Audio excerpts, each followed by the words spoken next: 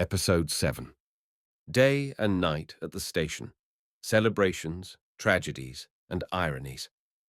Sleep is a peculiar thing for me these days.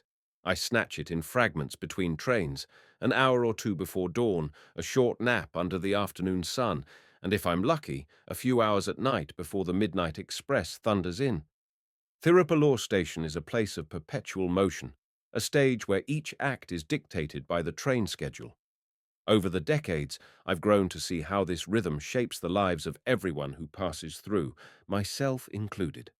One evening, as the sky bled into shades of orange and pink, Michael met me by my chai cart, eyes glinting with curiosity. He'd been going around, interviewing passengers and staff about the station's around-the-clock routine, and he seemed eager to share his findings. "Anna," he called, taking a seat on a wooden crate near my cart. Today I spoke to a night shift porter, and he told me some incredible stories, everything from wedding parties arriving at 2 a.m. to a couple who nearly missed their train because they fell asleep on a bench. I'd love to hear your perspective on this 24-hour world. I handed him a steaming clay cup, smiling. Well, my friend, this station never sleeps. Day and night, it's a little universe of arrivals, departures, celebrations, tragedies, and of course, ironies. He adjusted his recorder. I'm all ears. Dawn. A hopeful beginning. The first train arrives just after sunrise, typically from Chennai, and brings a certain energy. People spill out onto the platform clutching tiffin boxes, small children in tow, and that half-asleep, half-excited look. I love observing them at that hour. The office workers adjusting their ties or ironing out wrinkles in crisp shirts, mentally preparing for a day's toil. Students in neat uniforms anxious about exams. Street vendors carting heaps of vegetables or flowers, hoping to sell their goods in the bustling market area. It's like a rebirth each morning, I told Michael. The station wakes up, the sun creeps in, and we all begin anew. I've seen hopeful looks on people's faces in the early hours, as if the day might hold some promise they've been waiting for. He sipped his chai, nodding. What about your own routine at that time? I pointed at my cart. I roll this old friend out around 5:30 a.m., heat water, arrange the tea leaves, ginger, cardamom. By 6 a.m., a line usually forms, the first wave of customers needing that jolt of caffeine. It's hectic, but somehow refreshing, like we're all greeting the day together. Midday. Swelter. Laughter and frustrations. If dawn is hopeful, midday at Thirupalur can be brutal. The sun hammers the corrugated station roof, turning the platform into a sizzling skillet. People fan themselves with newspapers, children whine for ice water, and tempers can fray. I recounted one midday scene for Michael. A vendor bickering with a passenger over the price of bananas, sweat dripping down his brow. The station master chiding a fruit seller for occupying space meant for waiting passengers. A group of travellers complaining about the tardy train. Amid this tension, ironically, there's often laughter too, perhaps from a group of college students sharing jokes, or from a mother trying to calm her fussy toddler with a silly song. It's a strange contrast, I explained, pouring chai into little plastic cups. People are hot, exhausted, and irritated. Yet someone will crack a joke, and suddenly the whole platform is laughing. I guess we need that release under the scorching sun. Michael grinned. Laughter seems to find its way into every corner of this station. I winked. That's what keeps us sane. Afternoons of festive cheer. Certain afternoons, the station transforms into a carnival of sorts, especially during festivals like Pongal, Deepavali, or even smaller local temple festivals. Families travel en masse, decked in bright attire. Children tote boxes of sweets or new clothes. Elders carry garlands and puja items. It was during one such festival, Pongal, the harvest celebration, that I witnessed a delightful sight. A group of village women arrived with decorated pots and sugarcane stalks. They'd missed their bus and decided to catch a train instead. While waiting, they started humming traditional folk songs. Another group joined in, clapping and adding percussion on their steel tiffin carriers. Before long, half the platform was caught up in the rhythm. Even the station master peeped out of his office, tapping a foot. Soon a small crowd gathered to watch. Children giggled, old men nodded in time to the music, and a few travellers recorded the impromptu performance on their phones. Michael, fascinated, asked if such spontaneous festivities were common. I nodded. Oh, yes. During holidays, the station becomes an extension of the festival grounds. People carry their celebrations with them. Sometimes they even distribute sweet pongal or mithai to strangers. It's a reminder that joy can be found anywhere, even on a crowded platform under a blazing sun. The irony of grand send-offs. While festival cheer is a high point, the station also hosts plenty of farewells. Relatives arrive in large numbers to bid goodbye to loved ones, flashing cameras, hugging tearful aunties, and wailing children who don't want to part. One ironically funny scenario I often see. A big family stands on the platform, loaded with flower garlands, sweets, and even fireworks occasionally, though that's not exactly allowed. They make a grand spectacle of sending off one or two travellers. The train arrives, and after the emotional goodbyes, people scramble to push the traveller onto the coach, worried they'll miss the door. As the train starts to move, the group continues to wave frantically. The traveller inside does the same, tears in their eyes. Then the train screeches to a halt again because of some minor signal delay. Everyone suddenly stops waving, feeling awkward. Should we keep crying or not? Michael laughed when I described this. That's so typically human, he said. All that drama, only for the train to stop again. What happens next? Usually there's a sheepish laugh, I replied, and they resume conversation. When the train finally pulls away for good, the goodbyes start all over again, like a replay of the same scene. He scribbled it down, amusement lighting his face. I'll have to include that. It's too precious to miss. Sunset. A calm before the storm. As evening descends, the sky over Thirupalur station turns a vibrant orange, fading into dusky purple. The heat gives way to a more bearable warmth, and a gentle breeze sometimes rustles the banyan leaves. For a couple of hours around sunset, there's a lull. Most local trains have passed, and the next wave of arrivals hasn't begun. This is when I sometimes sit on a bench with Raja dozing at my feet, letting my mind wander. It's also when Michael and I found we could have the most heartfelt conversations, unhurried, contemplative moments. I explained to him how I see that time as a breath the station takes, inhaling the day's frenzy and exhaling a brief pause before the night rush. Some travellers arrive then, but they're fewer. Business folks wrapping up meetings, students returning from exams, or tourists who timed their trips to avoid peak hours. It's almost poetic, Michael mused, sipping an evening chai, like the station is catching its breath. I nodded. Yes, I've come to appreciate that pause. In those moments, I often reflect on the day's encounters, who I've served, what they said, and whether they left with a lighter heart.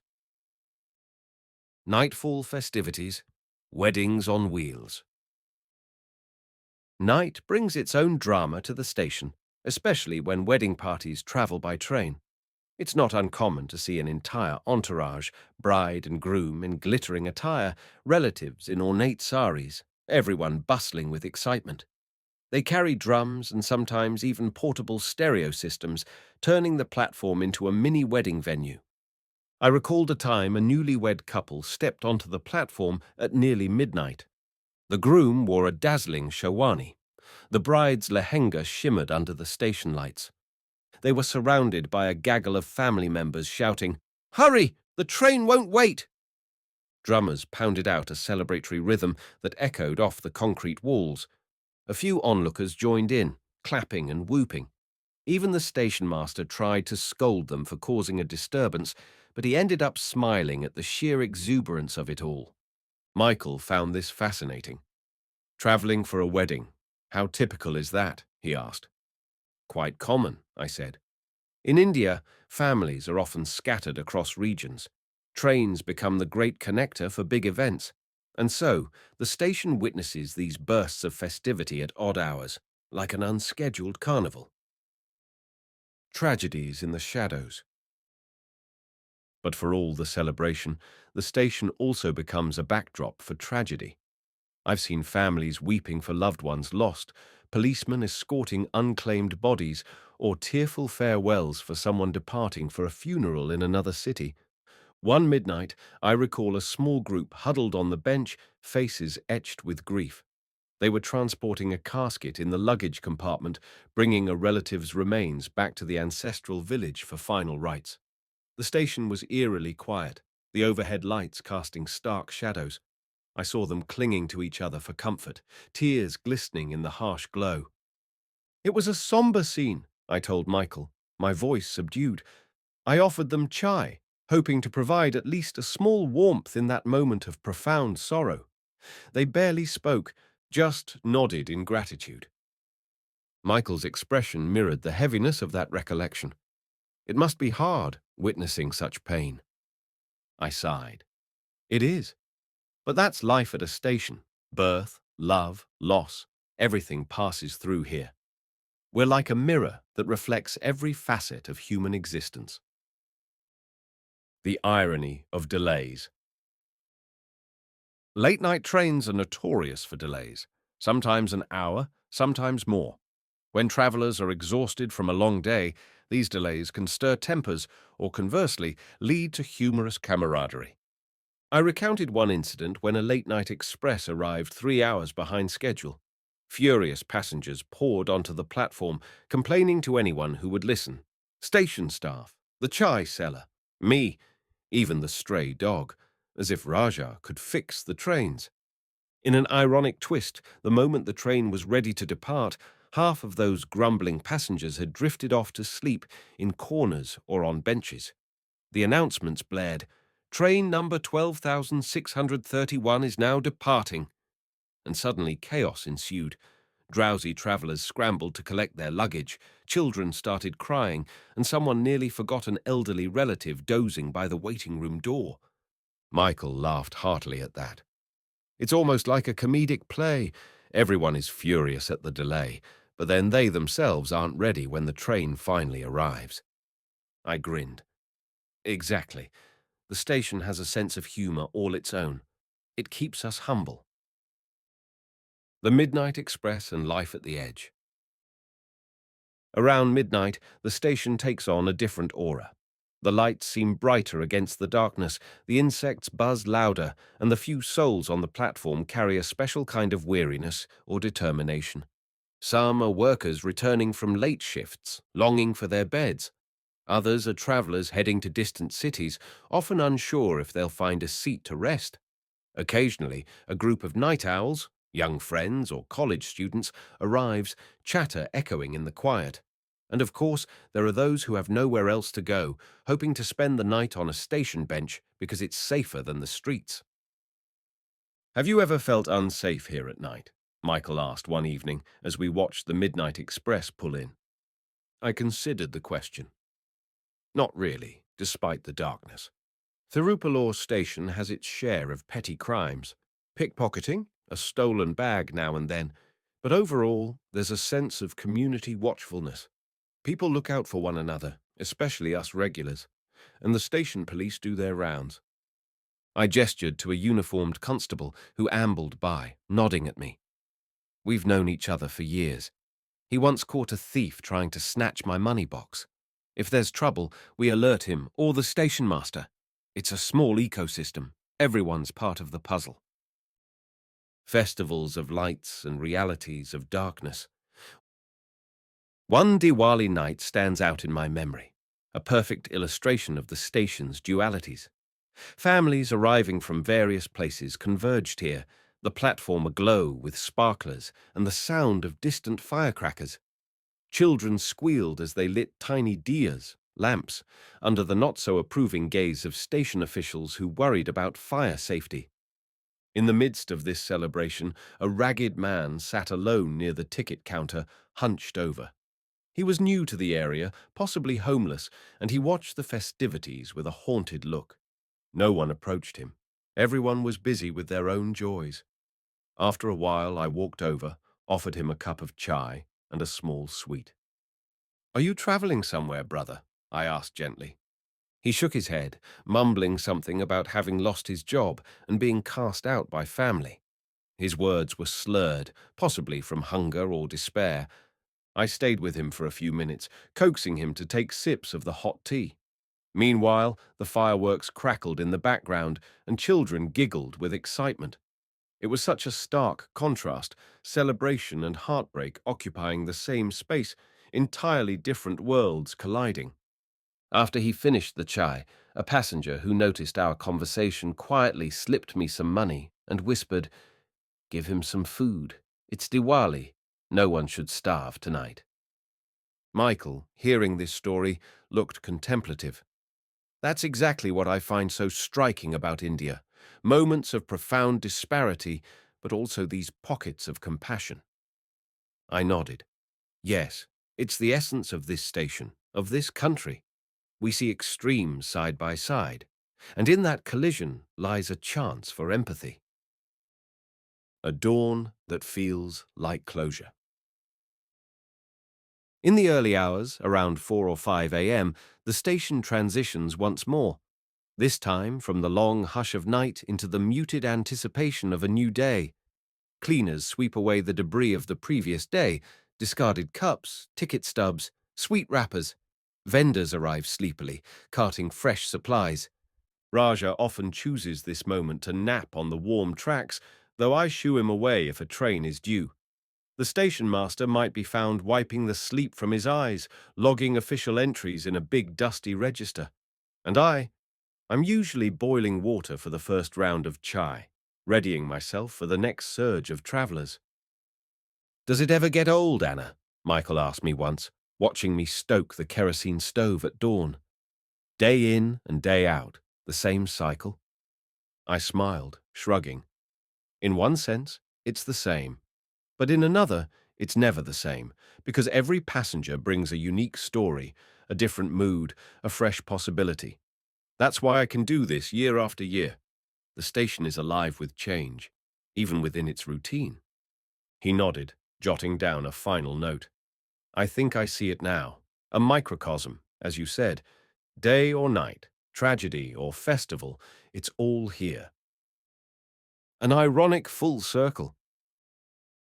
A few days after our talk about the station's 24-hour life, an ironic event occurred. Michael almost missed his own train back to Chennai for a brief meeting with his editor. He'd been so engrossed in interviewing a late-arriving passenger that he lost track of time.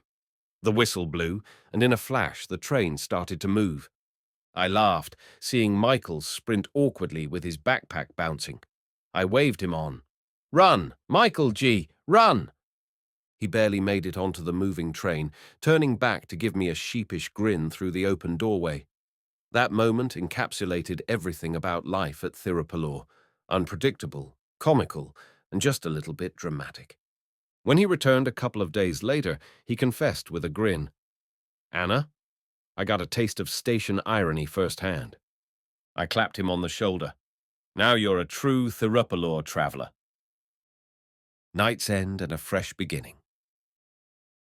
And so, day after day, night after night, Thirupallur station continues its dance, ever-changing, yet somehow comfortingly familiar. Celebrations can erupt at midnight, tragedies can unfold at noon. Irony runs rampant in every delay or misplaced farewell. Through it all, I remain rooted, serving chai, offering a smile, absorbing the stories that ripple across the platform.